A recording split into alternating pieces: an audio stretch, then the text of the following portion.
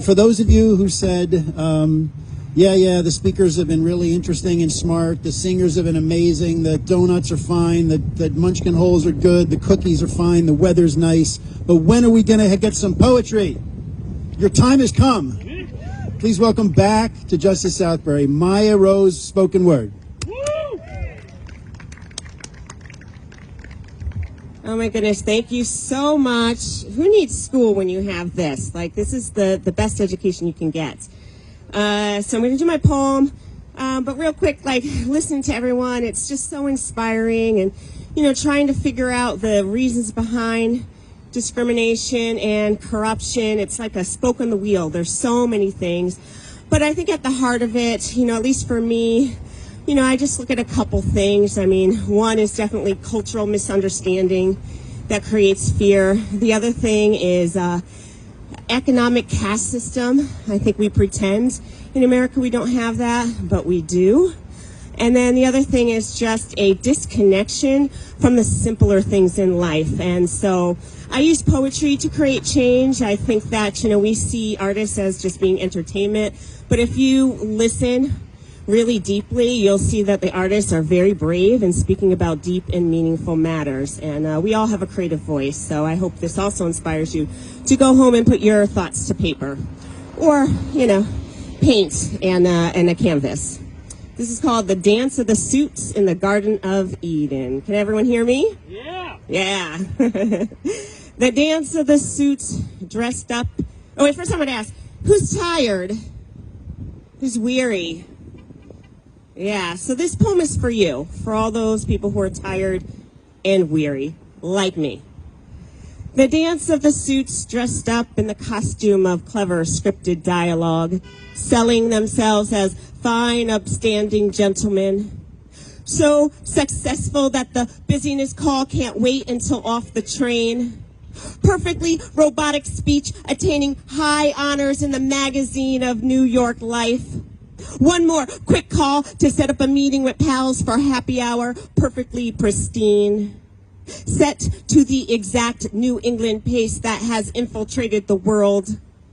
Protein powders and power bars masquerading as food, and coffee martinis serving as the requirement for hydration. Soul, death, and gravel whitewashing of authentic natural life.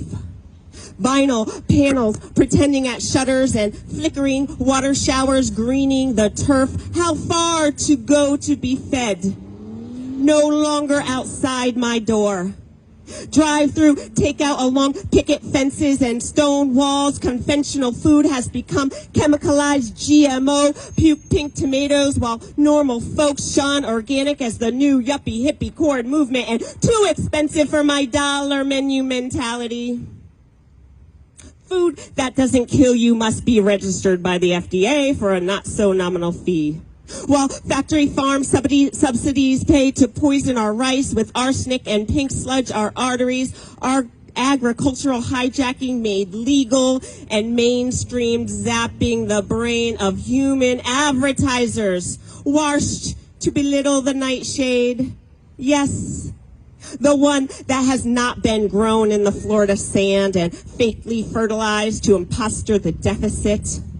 The science experiments we call food. Bible belting advocates against our own best interests, the political genius of the century. Don't take my guns and leave me defenseless to diabetes, cancer, asthma, and combustible water faucets. Chop down those trees. The silent gods and goddesses that do nothing but give us breath. Valuing the cul-de-sac over the babbling brook, wanderlust woods, generous gardens, and fabulous farms. Quenching our yes for real life while our ankles dangle, slushing around in the muck we created, oblivious to stepping outside to take in the vacant lot that once tempted our vessel. Minimum requirement for life pinched off, up the mountain, blindly climbing, receiving breadcrumbs in thankless blood, sweat, and tears. Minimum wage slapped the hand that feeds fast food bellies to vote for more struggle in martyr justification. holding your bladder in frozen smiles lined up for the next task. Holy glory in overtime, saving complaints to look good to the Almighty. Dragging hollow bones to the time clock. Grumbling undigested cornflakes in the gut. Minimum expectation weaved and mined in dungeons our grandfathers built. Speeding up the hamster wheel to trick reality into smelling plastic pansies.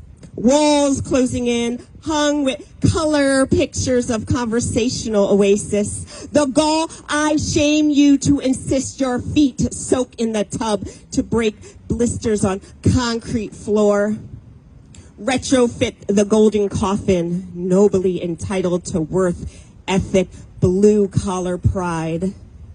Hyenas wander the ledges, keeping out spiders gated through cookie-cutter houses. Minimum effort in consequence of a bad attitude, sourced from intuition, locked in a closet.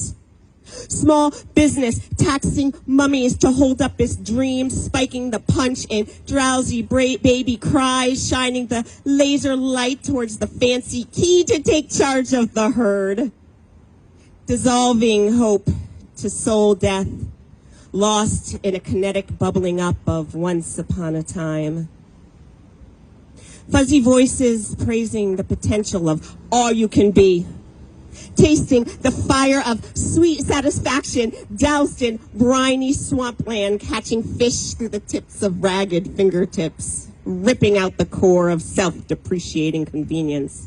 Making master rich, patting obedience on the back, done when the floor invites us to rest our head that tumbles the body off the bed, barely capable to press the palms together, forming an interception that shifts another day gone by in a new dimension. Inviting mass productivity to shake the stage and force a void and business as usual, picket fence fallen on yellow grass, blown to the wind with parched earth settled delicately on fine leather seats in a weekend convertible ungaraged for the summer. Indentured servitude, building your crystal castle at 2 shakes of a lamb's tail and promise of cocktails at the end of the day. Pencil skirt and Windsor knot parading powerhouse wisdom locked in uniformity to convince the pocketbook that the latter will appear in a smoke of praise gathered in exhaust fumes. No fight left to go up against a lineage of capital industry, embedded in nature and driven by the invisible ghost, possessed by us all, shedding layers of self-esteem, broken up by ambition to trophy attractions and love not a character but of status and steadiness, a club of masters that haze a generation on the backs of peasants and peacemakers with false compassion to the plight of the weak, lazy, and loyal donkeys that tread through the canyon trails, wishing for nothing less than unclaimed significance. Loyal soldiers content to wear the badge that blood made sacred and suits made legal. Weary on, my brother, pulling his weight to hold the family together, rocking the baby to sleep. Wonder no more, dear mother, watching the children play in the field of buttercups, resting to dig deeper with the soul seekers, blessing the wanderers, escaping in patience, giving new earth in simple satisfaction to us all. A paradise lost upon his victims and set behind a backdrop of revolution, charmed in the book of history. Maybe to repeat, comfortable to not. Thank you very much. Thank you, Justice Southbury. My name is Maya Rose, spoken word.